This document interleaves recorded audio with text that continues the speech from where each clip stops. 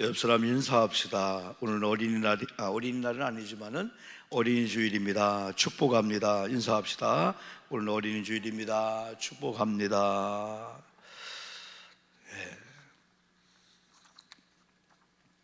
대개가 이제 교회들이 내일이 어버이날이잖아요. 그래서 오늘 어린이날하고 어버이날을 이렇게 겸해서 드리는 교회들이 많이 있습니다. 그러나 우리 교회는 세상적인 어린이날은 지났고 어버이날 내일 지나지만은 오늘은 어린이 주일로 지키고 우리가 다음 주일은 어버이 주일 지키면서 어린이 주일은 어린이가 얼마나 중요한가, 우리가 어린이를 어떻게 키워야 되나, 그런 면에 또 강조를 해야 되고, 오늘은 이제 2부 예배 때 우리가 42명 그리고 7명은 예배 출석은 우리가 저조하지만은 경여금으로 해서 우리 한 580만 원 정도를 이렇게 나누어서 주려고 합니다.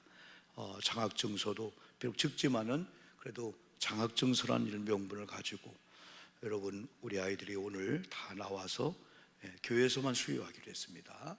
별도로 드리지 않고 교회에서 정식 예배 때 수료하고, 그럼 우리 아이들 장학증서하고 봉투를 받으면은 부모님 갖다 드리면은 부모님이 계좌번호를 보낼 거예요. 그럼 여기 증서를 수료한 학생들이 계좌번호 오면은 우리 선교부에서 그대로 이렇게 입금해 드릴 겁니다. 여러분 가족에 혹시 해당된다면은 꼭 11조 신앙을 꼭 가르쳐서 아이들이 교회에서 이런 걸 두 가지 의미를 주면 좋아요. 첫 번째는 교회에서 10만 원이든 15만 원이든 이 돈은 오병이어라고 생각하면 되거든요. 일반적인 그 돈이 아니고, 대개 우리가 학교나 어디에서 이렇게 표창장을 줄 때는 상품이 없어요. 표창장 하나거든요.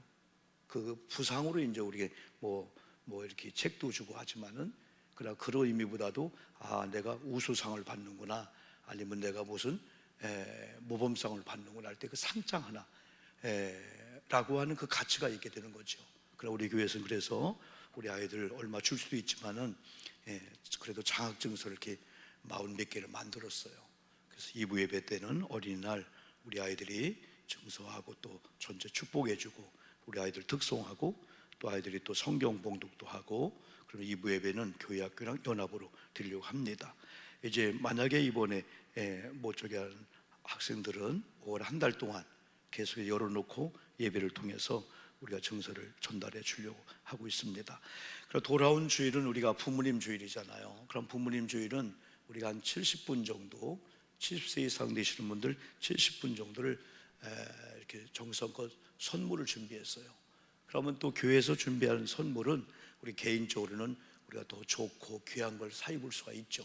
그러나 교회에서 또 주는 것도 의미가 또 여러 번 있습니다. 우리가 가치로 본다면은 우리가 얼마 안 되지만은, 그러나 교회에서 또 헌금을 통해서 여러분들에게 주는 그 일은 참 축복이에요. 그래서 받는 분들은 어쨌든 감사하게 생각하면서 교회를 축복해 주면서 앞으로 우리 교회가 더 교회 내 위에 막 흘러보낼 수 있도록 우리가 알지 못한 익명의 사람들에게도 흘러보내야 되고, 꼭 우리는 뭔가 흘러보내고 교회 오는 조건을 주면 안 돼요.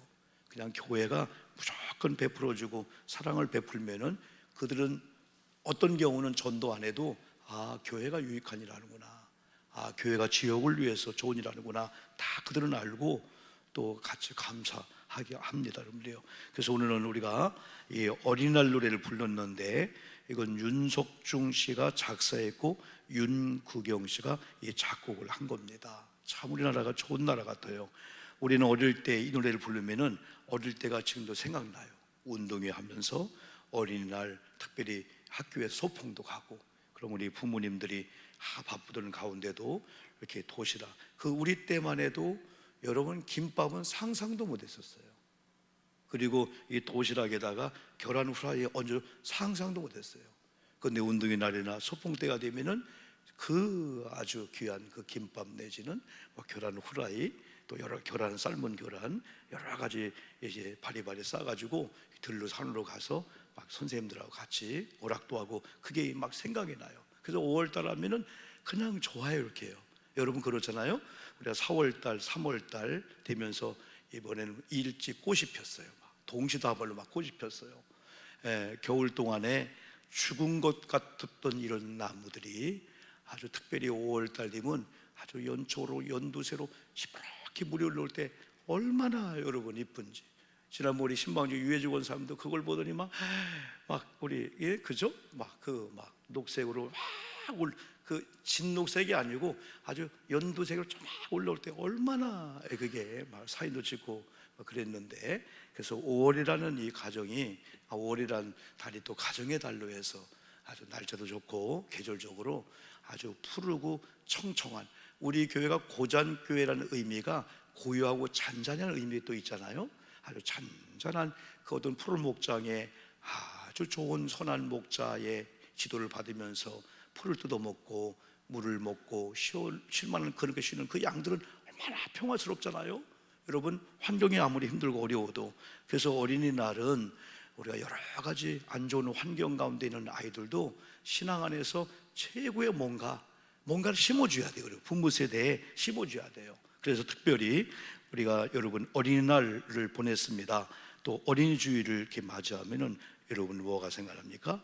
크게 두 가지를 생각해 봅니다. 그 중에 하나는 선물입니다. 일반적인 선물도 참 소중합니다. 왜냐하면 선물에는 선물을 주는 분의 마음이 있기 때문에. 그런데 최고의 선물은 어느 날 하나님께서 우리 부부를 통해서 지금의 이 자녀들을 선물로 주셨다는 이 한 가지 이 사건입니다. 하나님의 선물이죠. 이 일을 또 자녀들에게 가르쳐야 됩니다. 자녀는 부모님들의 소유물이 아니라 소중한 하나님의 선물입니다. 그래서 진짜 선물의 의미를 아는 사람들은 자녀를 보면서 선물을 주신 하나님을 보는 거예요.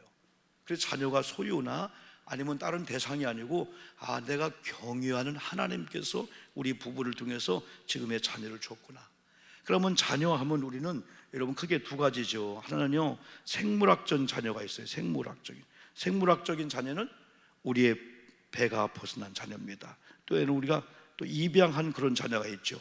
대개 이제 가슴으로 난 자녀라고 합니다. 똑같습니다. 여러분, 우리가 입양하든 생물학적으로 우리가 배가 아팠든 이미 우리의 자녀로 입적이 되면은 똑같은 자녀라고 볼 수가 있습니다. 때로는 우리는 자녀를 볼 때에 우리가 생물학적으로 오히려 아이를 낳지 않고 또한 입양하지 않았을지라도 우리가 이 교회 학교 아이들을 영적인 내 자녀로 보는 거예요. 또 한 가지는 여러분과 제가 전도해서 한 영혼들이 구원받았어요. 그걸 또 여러분 영적인 우리의 자녀로 보는 거예요. 바울도 결혼하지 않았어요. 아이가 없었어요. 그런데 바울 서신을 보면은 가정을 너무나 정확히 얘기하고 있어요. 하나님 나라를 얘기하면서 가정을 얘기했고, 특별히 이 자녀, 부모님 효도 관계를 바울은 자녀가 없어도 정확히 알았어요. 왜? 바울은 영적인 자녀가 있었어요. 디모데 같은 경우는 바울이 나타냈지만은 영적인 자녀로, 또한 바울이 전도하는 곳곳마다 여러분 새로 열매 맺는 걸 다 영적인 자녀로 여긴 거예요. 그래서 이 세상에 우리 크리스천들은 자녀 없는 부모는 아무도 없다는 거예요. 다 내가 생물학자로 낳든 아니면 입양에 낳든 전도에서 낳든 우리 교회 학교 아이든 다 여러분 자녀가 다 있다는 겁니다. 여러분, 칼릴 지브란이라는 사람은 예언자에게 이런 말을 했답니다. 지금의 자녀들이 그대의 아이라고 그대의 아이는 아닙니다.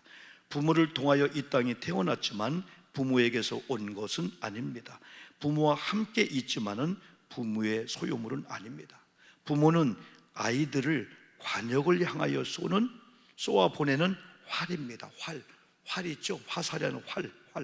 사수가 누구냐면 하나님인데, 사수이신 하나님은 무한한 행로에 관역을 겨누고 그분의 화살인 자녀들이 멀리 관역을 향하여 날아갈수록 그대의 부모님이 그 활인데 활을 당긴다는 거예요. 그래서 사수이신 하나님의 손으로 그대의 구부림을 기뻐한다. 왜냐하면 날아가는 화살, 날아가는 자녀는 그분이 사랑하신 것 같이 그분은 견고한 활, 부모님 또한 그만큼 사랑하기 때문이다. 그래서 여러분, 이 활이 있잖아요. 활에는 화살촉이 있어요. 이 화살촉이 자녀라면은 부모님이 활이라는 거예요.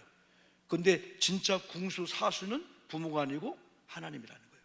하나님이 부모님이 당길 때에 하나님께서 쏜 방향으로 이 자녀가 나가게 한다는 위대한 말을 칼릴 지브라니 했습니다.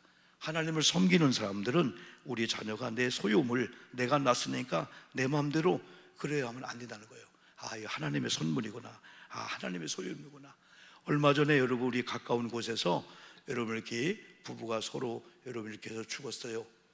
그런 다음에 어떻게 죽었냐면은 남편이 부인을, 그런 다음에 남편이 7살 아이를 껴안고 아파트에서 투신자살한 거예요. 그때 많은 사람들이 이건 아니다, 아무리 갈 때까지 가고 아무리 없지만은 이 생명을 그렇게 쉽게 생각하면 안 된다. 죽음으로 끝나는 게 아니라는 거죠. 죽음 이후에는 지옥이 있고 천국이 있는 걸 모른다는 거죠. 그리고 또 한 가지는 7개월 7살 이 아이가 무슨 죄가 무슨 잘못이 있다고, 이제 꽃을 피우지도 못하는 이 아이가 부모님의 잘못된 선택으로 말미암아 생을 마감한다. 너무 가슴이 아프다는 거죠. 너무 마음이 아프다는 거죠. 여러분, 그래서 우리 믿는 사람들이, 우리 자녀들이든 우리가 전도에서 낳은 아들이든 우리 교회 학교 아이들은 소중히 여겨야 돼요. 그래서 하나님께서 특별히 이 시대에 우리에게 맡겼다면은 우리가 자녀들을 어떻게 양육하고 어떤 방향으로 인도하냐에 따라서 아이들의 인생이 달라진다는 거예요. 방치해도 안 된다는 거죠. 자녀들의 최고의 복은 부모들이 자녀인 자신들을 소유물이 아닌 하나님의 선물로 여겨줄 때, 그래서 어린이 주일 되면은 가르쳐 줘야 한다는 거예요. 너는 엄마가 낳지만은, 너는 내가 입양했지만은 내 자녀인 동시에 너는 하나님의 자녀다. 너도 하나님을 경외해야 된다. 나는 너를 봄으로 끝나는 게, 너를 보면서 너를 주신 창조주 하나님을 내가 바라본다. 그 하나님께서 나를 통해서, 그러다 보니까 자녀 인격을 존중할 수밖에 없죠. 함부로 할 수가 없죠, 여러분요. 특별히 어린이 주일 되면은 두 번째로 우리가, 여러분, 꿈이 생각납니다. 오늘 교회학교 학생들에게 수여하는 장학증서와 이 금일봉은 얼마의 돈이 아닌 하나님의 사랑이요, 성도들의 이 사랑입니다. 학생들 하려고 용기와 꿈을 주고자 하는 겁니다. 아까 설명한 대로 1, 2년 동안 제가 장례를 이렇게 집례하면서 슬픈 장례식도 있고 아픈 장례식도 있어요. 그러나 다 그 자녀들이 때로는 그 가정에서 이렇게 적든 많든 이게 모아진 게 한 7, 800만 원이 됩니다. 어떤 가정은 100만 원, 어떤 가정은 50만 원, 혹은 10만 원, 형편대로 또 30만 원, 이게 모아진 게 한 7, 800만 원 될 거예요. 이게 재무부에서 수납한 다음에 선교부 통장으로 들어가는데, 그래서 이번에 우리가 1차, 2차, 3차, 4차 교사들, 목사님들, 교육자들, 기획위원들, 선교부 이렇게 하면서 최종적으로 500을 예상했다가 이게 자꾸 증액이 되면 이게 더 명수가 더 확산이 되면서 약 한 580만 원 정도가 이제 지출이 여러 번 됩니다. 작은 액수지만은 이건 오병이와 같은 그들의 꿈이라는 선물로 줘야 된다는 거예요. 에이, 뭐 우리 집에서 용돈 뭐 내가 10만 원, 20만 원 받는데, 그게 아니고 교회에서 5만 원을 받든 10만 원, 15만 원, 20만 원을 받든 간에, 아, 이건 하나의 주님의 손에 들려 오병이어다. 내가 오늘 그래도 명색이 교회에서 장학생으로 인정을 받으면서 장학금을 받는다라는 자부심을 갖고 하나의 그들에게 꿈이 들어가는 거예요. 아, 오병이와 같은 성도님들의, 다시 말하면 그 슬프고 아픈 그 장례식을 하면서도 감사 헌금을 하는 게 드린 누군가의 그분들의 아름다움을 우리가 어떻게 보면 받는 거다 하면서 그들에게 이게 하나의 오병, 꿈이라는 선물을 또 의미를 주고 가르쳐야 된다는 거죠. 그래서 학생들로 하여금 교회를 통해 지급되는 장학금과 장학증서는 액수를 떠나서 하나님의 특별한 선물임을 알려주는 것도, 가르쳐주는 것도 중요하다고 볼 수 있습니다. 여러분, 꿈은 하나님께서 주십니다. 빌립보서 2장 13절 보니까 너희 안에 행하시는 이는 하나님이시니 자기의 기쁘신 뜻을 위하여 너희로 뭘 두고요? 소원을 두고 행하게 하신다. 그러니까 하나님은 저마다 하나님의 사람들에게 하나님의 영광을 위해서, 하나님의 기쁘신 뜻을 이루기 위해서 우리에게 뭘 주신다고요? 소원을, 이 소망을, 이 꿈을 준다고 말씀했어요. 그래서 오늘 우리 어린이들이 세상 사람들처럼 나약한 어린이가 되어서는 안 된다는 겁니다. 또 그렇게 키워서도 안 됩니다. 그러면 우리 주변에 우리 아이들이 언제 나약해질까요? 그 중에 하나가 가치를 소유의 넉넉함에만 둘 때입니다. 그리고 실력에만 둘 때입니다. 그리고 가지고 있는 넉넉함이나 부귀영화의 가치관을 둘 때, 부귀영화 중에서 누리지 못할 때, 실력이 부족할 때, 내가 어떤 소유가 부족할 때, 어떤 친구는 좋은 부모를 만나서 용돈도, 좋은 차도, 좋은 집도, 유산도 물려받는데 우리는 전혀 못할 때 자기 비하에 빠지는 거예요. 나는 불행한 자구나. 그리고 언제 우리 자녀들이 나약해집니까? 비교 경쟁 시대 속에서 비교 경쟁 문화에 빠질 때입니다. 자랑 문화에 빠질 때입니다. 세상은 인정사정 없이 여러분 사람 생각도 안 해주고요, 막 비교합니다. 경쟁합니다. 자랑합니다. 그러나 우리 기독교인들은 교회 안에서 그래 하지 않죠. 오히려 상대방이 잘못된 걸 생각할까 봐서 우리는 오히려 배려해주고 오히려 나눠주려고 하죠. 이렇게 비교 경쟁과 자랑 문화에 빠질 때 주변의 모든 친구들을 경쟁의 대상으로 때로는 적이 될 수도 있다는 겁니다. 저 사람만 없으면. 요즘 여러분 그 한 아이가 이렇게 어려움을 당합니다. 그 어려움은 점수를 95점을 맞고 부모님을 통해서 지금 어려움을 당하는 거예요. 왜? 우리 옆동에 있는 아이는 96점을 얻은 거예요.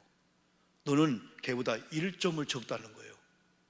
이런 걸 심어준다면 언젠가 이 아이의 마음속에는 내가 좀 더 노력해서 97점을 맞겠다는 생각보다도 걔가 없으면, 걔가 이사 가면, 우리 반에 1등한 걔가 없으면 2등인 내가 참 1등 할 건데, 이렇게 생각하는 경향이 있다는 거예요. 증오심, 적대감, 그리고 때로는 적으로 생각할 수 있다는 거죠. 그 조건이 충족되지 못할 때는 자기 무력감 내지는 자기 비하에 빠지고 신세 타령하고 궁극적으로 나약한 삶을 살 수밖에 없다는 겁니다. 하나님은 어떤 자들에게 꿈을 주실까요? 첫째는 하나님 경외함과 하나님의 사랑을 가진 그런 자들에게 꿈을 주십니다. 위대한 사람들, 성경적으로 위대한 사람들이나 우리 주변에 한 시대에 왔다 한 번 갔다 삶을 사는 사람이지만은 진한 감동을 주는 이런 사람들은 한결같이 믿음의 사람들이었습니다. 한결같이 공통점이 두 개가 있었어요.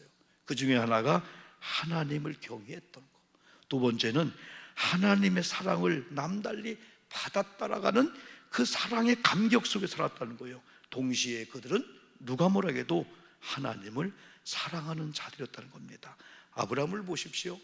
75세에 부름을 받고 갈 바를 알지 못했지만은 하나님이 지시한 약속의 땅이 가나안임을 믿고 오직 하나님만 경외하고, 가다가 애굽으로 피난할 수밖에 없는 상황이 오고, 가다가 여러분 노시 죽을 수밖에 없는 상황이 오고, 예기치 않은 일이 많이 왔지만은 믿음 잃지 않고 약속의 땅 가나안 땅을 이런 비전을 품고 가다가 그의 후손들이 다 아브라함을 통해 약속한 그 땅을 바라보다가 마침내 여호수아를 통해서 여러분 가나안 땅에 들어가지 않습니까? 오늘 본문 요셉을 보면은요, 이 두 가지 하나님을 경외한 마음으로 하나님의 사랑을 받았고 하나님을 누구보다 사랑하며 살았습니다. 그 신앙이 임만루의 신앙으로 바뀌었습니다. 어떤 상황에도 하나님이 나와 함께한다, 하나님께서 나와 함께 하신다라는 그런 신앙을 가졌습니다. 그리고 여러분 하나님을 사랑하고 사랑을 받는다는 마음을 가지고 부모님을 사랑했고 부모님의 사랑을 받고 있다라고 믿었어요. 어떤 사람은 나는 부모님의 사랑을 못 받고 있어, 그래도 안 된다는 겁니다. 그럼에도 불구하고 나는 부모님의 사랑을 받고 있고 누가 뭐라 해도 나는 그럼에도 불구하고 부모님을 사랑해야 된다. 조건 없이 무조건으로 하나님은 부모님들에게 권위를 줬어요. 그래서 부모님이 역할을 하기 때문에 효도하고 섬기는 게 아니고 하나님께서 주신 권위 때문에 부모님을 섬기고 사랑하고 효도해야 된다라고 하는 이런 마음을 요셉이 가진 것처럼 우리 자녀에게 가르쳐야 된다는 것이죠. 하나님을 경외한 사람들은 하나님께서 허락해 준 부모님의 권위를 인정해드리고 존중해드리고 순종하고 효도한 삶을 살았습니다. 부모님이 어떤 걸 물려주고 부모님이 부모님 역할을 해주고 그거에 중요한 게 아니에요. 부모님이 아주 어려움 속에 있어서 자녀가 고등학생인데 자녀가 대학생인데 부모님을 수발하는 자녀들이 있어요. 일찍 중풍에 쓰러지고 아니면 부모님이 지적으로 좀 전능 쪽이 있는데요, 오히려 애들이 학교 갔다 오면요, 엄마 대수변 받아주고요, 그 수많은 애들이 있어요. 나쁜 애들만 있다는 게 여러분 아니죠, 여러분들이요. 그런 가운데 그들은 부모님을 통해서 영향을 받는 게 아무것도 없는데 오히려 우리 엄마야, 우리 아버지야 하면서 엄마 아버지를 잘 섬기는 이 자녀들이, 옛날에는 그래서 효행상을 줬잖아요. 효부상도 있고 애들 효자상, 효행상을 많이 줬어요. 참 이런 일은 권장할 만하죠, 여러분요. 이런 요셉에게 하나님께서 꿈을 주셨습니다. 그래서 두 번째, 꿈둥이 요셉처럼 우리는 우리 자녀들, 우리 손주들, 우리 영적인 자녀들이든지 했던 우리의 자녀들 대상들에게 꿈꾸는 자녀들이 되게 해야 한답니다. 꿈동이 말하자면 꿈꾸는 자녀, 요셉처럼. 요셉은 꿈의 사람이었습니다. 꿈을 꾸며 하나님께서 주시는 꿈을 붙잡고 사는 사람이었습니다. 언제 꿈을 꾸었을까요? 고난 중에 꿈을 꿨습니다. 형님들로 인하여 시기, 위험을 당하고 종으로 팔려가는 그러한 신세일지라도 그는 꿈을 잃지 않았습니다. 억울함을 당해도 애굽으로 종으로 팔려가 보디발의 아내 누명을 써도 변함없이 하나님을 경외했고 흔들리지 않는 신앙을 가질 수 있었던 한 가지 이유는 하나님이 주신 꿈이었습니다. 오늘 우리 크리스찬인 청소년들이, 어린이들이 비록 삶은 고달프고 현실은 힘들고 어려울지라도 하나님을 경외한 믿음을 주시면은 하나님께서 그럼에도 불구하고 자신들을 사랑하며 하나님께서 그럼에도 불구하고 반드시 하나님의 사람인 우리 젊은 청년들, 우리 아이들에게 꿈을 주게 한다. 그리고 그 꿈을 발견케 하고 그 꿈을 붙잡고 살게 하고 그 꿈을 발견하고 그 꿈을 붙잡고 살기만 하면 아무리 환경이 녹록지 않고 어렵고 불행하다고 생각한 아이들도 미래는 지금 꿈을 꾼 대로 되는 그런 복을 받는다. 이게 바로 하나님의 이 법칙입니다. 우리 주변의 성공자들 한번 보십시오. 얼마나 가난하고 힘들었던지 말로 표현할 수 없는 환경이었습니다. 지금 우리가 우리 주변에 우리 동년배들이나 우리 선배들 보면은요, 와, 그분들의 어린 시절은요, 사실은요, 그 두메산골, 그런데 그 부모님들이 그래도 가르쳐가지고 지금은 대한민국을 영향력을 주는 정치인들, 경제인들, 과거 옛날 얘기 들어보면요, 어떻게 살았지? 사는 게 기적이에요. 전염병 아니면 제대로 공부를 했겠습니까? 그렇잖아요. 근데 우리 주변에 많은 사람을 얘기할 때 저는 또 하나, 오늘 오후에도 우리 아이들이 오기 때문에 우리 감리교회, 서울에 크지 않은 교회입니다. 그 김종순 목사님이 은퇴하셨는데 영명고등학교 우리 선배 목사님이세요. 그 목사님이 항상 자랑할 때마다 우리 최 장로를 자랑하는 거예요. 최의승 장로 몇 번 얘기했잖아요. 대의그룹, 대의테크 외에 10개 이상의 기업을 갖고 있는 정말 우리나라의 모델적인 이런 기업 회장입니다. 은퇴하셨습니다. 얼마나 가난했던지, 밥 먹는 게 소원이었고 얼마나 공부를 못했던지, 하여튼 내가 박사학위 하나 받는 게 이게 꿈이었고, 더 나가서 하나님이 준다면 대학 교수로서 이런 후학들을 가르치는 교수가 되겠습니다. 그리고 내가 돈을 많이 벌어서 하나님께 영광을 돌려드리는, 교회가 비만 오면 새고 비만 오면 이렇게 쥐들이 왔다 갔다 하는데 교회 하나 짓는 그런 꿈을 가졌어요. 그러면서 그가 구체적으로, 하나님, 내가 100개 교회를 한번 세울게요. 100개 교회를 세울게요. 몇 년 전에 한 교회가 최소한 6억 정도, 어떤 교회는 10억 정도, 저 아프리카 혹은 동남아시아 어려운 미얀마, 라오스, 브루나이, 네팔, 캄보디아 다 이런 데에 여러분요, 어떤 경우는 3억, 2억, 5억. 카자흐스탄에 세워진 교회는 고려인들을 위한 곳인데 고려인들이 강제 이주한 당한 지 70년이 흘렀다고 하는데요, 그 척박한 곳에 고초를 당하며 죽어간 고려인들을 기리는 의미를 담아서 거기에다가 여러분 교회를 여러분 세웠대요. 하나님께서 그에게 사업장이 잘 되게 하고 하늘 경영 죽게 하듯 하라 이런 책을 썼는데 인세가 막 밑없이 막 들어오게 되는 거예요. 하나님 막 돈을 주는 거예요. 그래서 인세 다른 거 쓰지 않고 여러분 이렇게 그 고려인 교회를 짓는데, 그리고 출판 기념회 할 때 화환 들어오고 또 헌금이 들어오고 뭐 축하금 들어온 것을 다 모아가지고 자기 개인적으로 쓰지 않고 그 고려인 교회를 짓는데 다 짓고 마지막 100개를 완성했대요. 지금은 아들이 그 사업장을 승계했는데 그 아들이 아버지 영향을 그대로 본 거예요.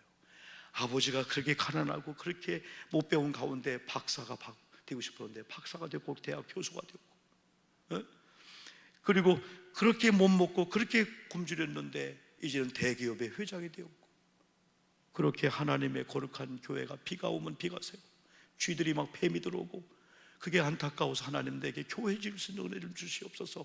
그런데 100개 교회를 쳤는데 이 아들이 세 가지 똑같은 비전을 품고 아버지처럼 나도 100개 교회를 짓게 해달라고 해서 지금 10개, 20개 교회를 지금 짓고 있다는 거예요. 돈이 모아지면 그걸 아껴서 교회를 짓고, 아버지의 그 영향을 그대로 받은 이 최의승 장로님의 이 아들이 그 기업의 사장 회장이 되어서 아버지가 받은 그 비전과 꿈을 본인이 받아서 그 뜻을 이루면서 여러분 살고 있다고 합니다. 여러분 출애굽기 37장은 꿈이란 단어가 7번이나 나옵니다. 특별히 5절로 10절 짧은 절에서 7번 나오는데, 요셉이라는 사람이 10대 20대가 될 때 꿈을 꿨습니다. 그 꿈을 꿨는데 그 꿈이 형들은 요셉이 꾼 꿈으로 착각했는데 사실은 하나님 준 꿈이었습니다. 그 꿈을 착각한 형님들에 의해서 죽을 뻔했고, 나중에는 그 요셉이 애굽의 그 미디안 상인을 팔려가게 되는 거예요. 그래서 요셉이라고 하는 히브리인 하나가 바로 애굽에 딱 떨어졌습니다. 나중에 430년 동안 종살한 가운데 200만, 250만이 됐잖아요. 왜 애굽에 들어갔지? 그게 요셉이 종으로 팔려간 그게 하나의 씨가 되게 된 거예요. 요셉은 꿈을 꾸는 자였다. 형들은 그 꿈이 하나님 준 걸 몰랐기 때문에 여러분 요셉을 비방했고 요셉을 죽이려고 여러분 계획했습니다. 여러분 요셉은 특별히 요셉은 하나님 준 꿈을 붙잡고 요셉이 여러분 살게 되는데요. 창세기 41장 38절에 보니까 이제 오늘 본문인데요. 바로가 꿈을 꿨어요. 근데 그 꿈을 해몽한 자 아무도 없었어요. 근데 하나님의 지혜를 가지고 바로의 꿈을 해몽해 주는 겁니다. 세상에 이런 사람이 있느냐. 그래서 바로가 많은 신하들 앞에 바로 이 종으로 팔려왔던 이 요셉을 가리켜 이렇게 표현하는 겁니다. 41장 38절은 여러분이 한번 좀 샤우팅하듯이 읽어봅시다. 이렇게 우리가 좀 자녀들이 이런 인정을 받으면 얼마나 좋을까. 이방인들한테 여러분요. 바로가 시작. 바로가 그의 신하들에게 이르되 이와 같이 하나님의 영에 감동된 사람을 우리가 어찌 찾을 수 있으리요 하고, 와, 하나님의 사람 요셉이 꿈을 가졌더니 꿈대로 살았더니 억울함을 당하고 쫓겨가고 그래도 한 번도 하나님 불평하지 않고 아버지를 형님을 자기를 누명쓰던 보디발 아내를 불평하지 않고 하나님만 바라보고 하나님 주신 꿈을 이룰 때까지 원망하지 않고 마침내 그 꿈을 이루는 그 순간에 오게 된 거예요. 이방나라 왕 바로가 하나님의 영에 감동된 사람이라고 요셉을 그렇게 호칭합니다. 그러면서 39절에서는 요셉에게 이르되 하나님이 이 모든 것을 네게 보이셨으니 너와 같이 명철하고 지혜 있는 자가 없도다. 그러면서 애굽 땅의 살림 전체를 맡깁니다. 너를 공격했던 사람 네가 다스릴 거고 이제 이 땅의 모든 통치를 네가 하라. 총리 대신 삼고요. 결국 요셉은 삶의 형편은 상상할 수 없는 고난과 역경의 환경이었지만은 하나님께 주신 꿈을 붙잡고 산 결과로 애굽을 살립니다. 부친 야곱과 원수 같은 형님들을 살립니다. 그리고 이스라엘 전체를 살립니다. 애굽 주변의 나라들을 살립니다. 여러분 7년 풍년 7년 흉년 때 7년 풍년 때 이스라엘 나라나 주변의 모든 나라가 웬 떡이냐 하면서 그냥 먹고 마시고 풍년이 지난 다음 흉년이 올 걸 몰랐습니다. 그러나 꿈이 있는 자는 그걸 알게 되는 거예요. 우리 어린 자녀들에게 이미 장성했을지라도 이 신앙에 꿈이 있는 자에게는 현실은 녹록지 않고 만만치 않고 완전히 암병 사계에다가 불행한 거지만은, 완전히 막다른 골목이지만은, 하나님이 준 꿈이 있는 자는 그걸 넘어서 미래를 보게 되는 거예요. 그래서 지금 꿈을 꾸는 거예요. 현실은 원수 같은 형님들이 완전히 바로의 궁에서 완전히 공격을 당할 수밖에 없는 그였지만은, 그에게는 남들이 보지 못하는 그 꿈을 봤는데 이걸 바로가 하나님의 명철과 지혜가 있는 자라고 그렇게 믿지 않는 바로가 바로 인정을 하게 되는 거죠. 결국은 주변 나라가 이제는 7년 흉년이 막 올 때 먹을 게 없으니까 여러분 소문 듣고 애굽으로 옵니다. 먹을 걸 주세요. 그때 요셉이 공짜로 주지 않았습니다. 여러분 그 땅을 주세요. 아유, 얼마 줄게요. 애굽 주변의 수많은 나라의 땅들을 다 사드립니다. 땅을 받고 양식을 줬어요. 그래서 애굽이 제국주의가 되게 되는 그런 일에 요셉이 쓰임받게 됐죠. 여기에는 하나님, 우리 자녀들이 물질이 없어요. 여러분 물질 얼마 공급해 줄로 몸부림치지 마십시오. 오히려 하나님의 꿈을 주고요, 우리 아이들이요 하나님의 주신 비전을 살게 하고요. 어머님 지금 뭐 도와주지 마세요. 어머님 차라리 20만 원 도와주는 거 하나님께 예물 드리고 온전 11조 하고요, 여기서 내가 맨바닥에 헤딩하듯이 할 테니까 하나님 나 맡기면서, 그런 꿈을 주고 믿음을 주면요 그런 고백을 합니다. 그렇지 않으면요 나이가 50이 돼도 엄마 100만 원만, 엄마 5천 원만, 엄마 1억만 다 빼놨습니다. 안 됩니다. 안 됩니다. 꿈을 줘야 됩니다. 믿음을 주면요 엄마 스톱, 내가 굶어도 내 굶을 테니까.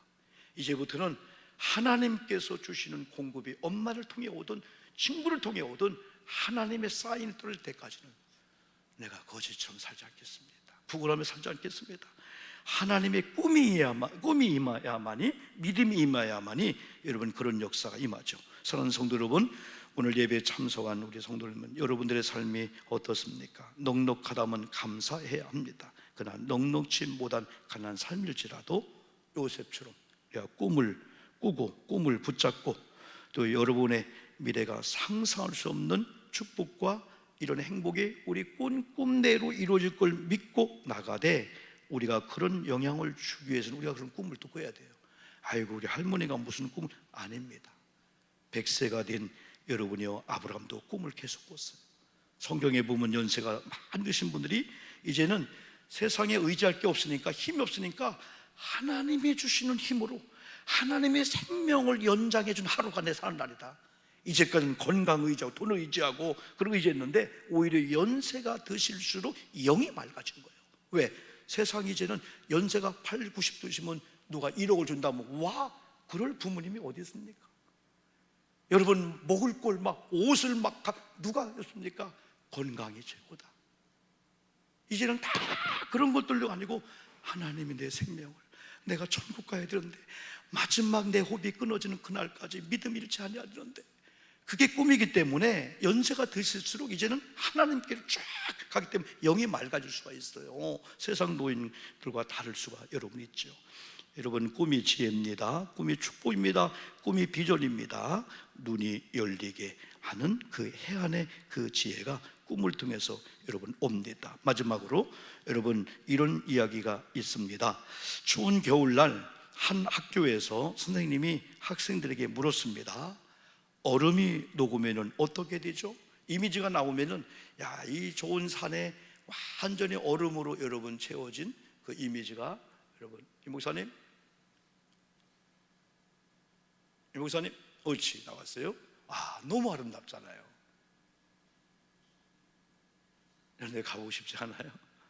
지난 3부 예배 때 우리가 저런 광경을 보고도 하나님이 살아계시다, 이게 우연이 아니다, 막 그 노래가 나오는데 한 선생님이 아이들한테 이런 질문했습니다. 여러분 추운 겨울날 이렇게 산들이 눈으로 쌓이고 빙하가 되고 얼음이 되었습니다. 얼음이 녹으면 어떻게 되죠? 많은 어린이가 막 소리를 지르면서 선생님 저요 똑같이 대답해요. 물이 됩니다. 정답을 얘기했어요. 이곳은 아니야? 얼음이 녹으면 뭐가 돼요? 떡이 돼? 맞잖아요. 근데요, 그때요, 한 아이가요, 딱 소리를 듣는지요. 선생님, 얼음에 녹으면은, 눈에 녹으면은 봄이 와요. 그러는 거예요. 다른 아이들은 그걸 몰랐어요. 한 교수님이 사과씨 하나 보여줍니다. 제가 설교 때 말씀했죠. 뭐가 보입니까? 맛있어요. 아우, 쉬워요.